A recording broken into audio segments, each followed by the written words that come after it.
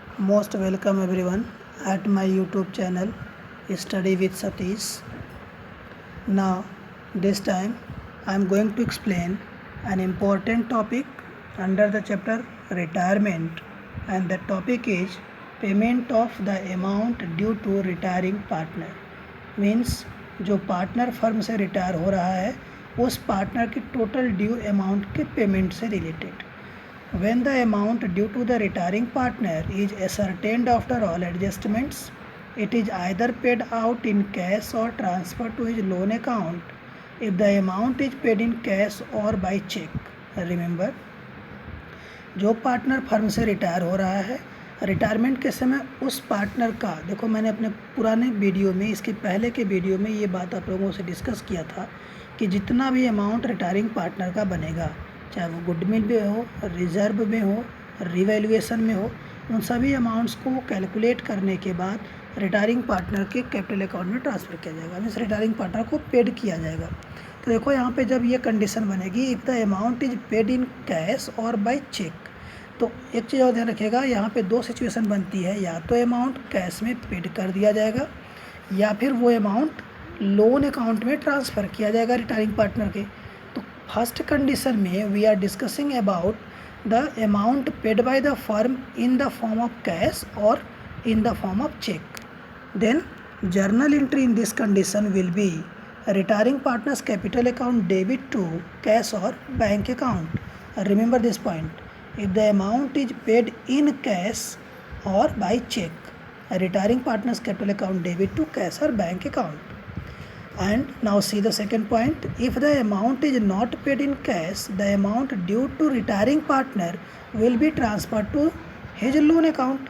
अब जो अमाउंट उसे कैश में पेड नहीं किया जाएगा अगर इमीडिएटली, तो क्या होगा, रिटायरिंग पार्टनर के लोन अकाउंट में वो अमाउंट ट्रांसफ़र कर दी जाएगी. इस कंडीशन में भी एक जर्नल एंट्री बनेगी, and the entry will be retiring partners capital account debit to retiring partners loan account.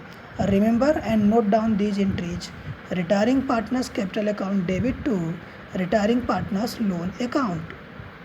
And now the amount of loan is repaid to him according to the terms of the agreement, but in the absence of an agreement, the retiring partner as per section 37 of the Partnership Act 1932 is entitled to interest at the rate of 6% per annum.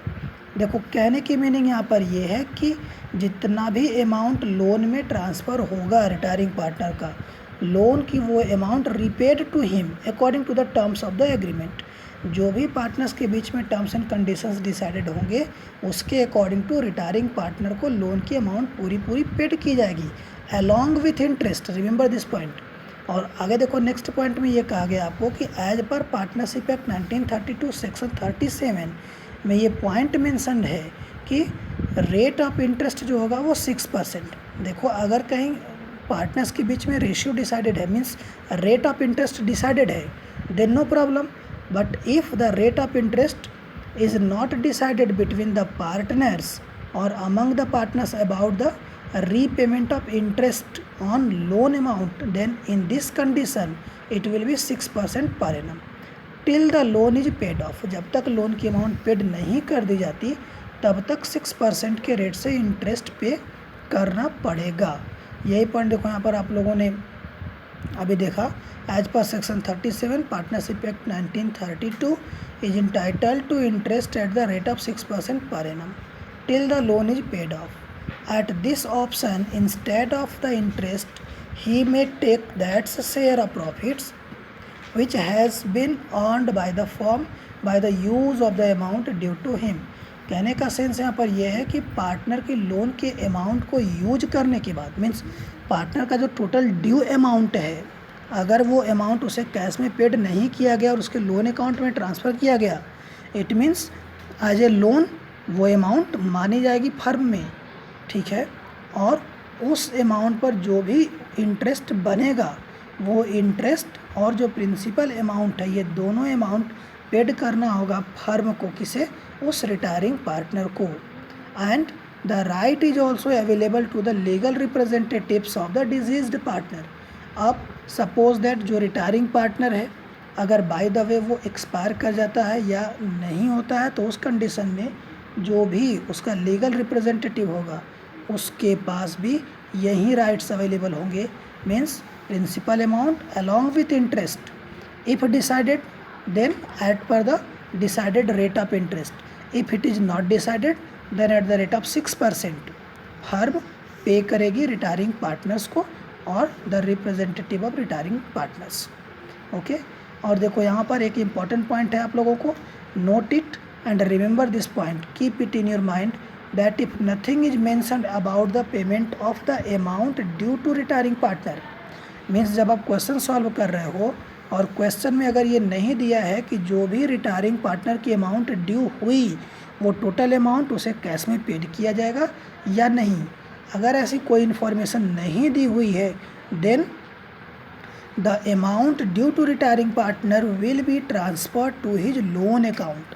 ध्यान रखिएगा, अगर तुरंत paid कर दिया जाएगा तो क्या करोगे, journal entry retiring partners capital account debit to cash और बैंक, और अगर नहीं पेड किया गया है तो लोन अकाउंट में ट्रांसफ़र कर दिया जाएगा and your entry will be retiring partners capital account debit to retiring partners loan account. Remember this point, it is one important calculation and these two important journal entries in case of retirement of a partner and settlement of due amount.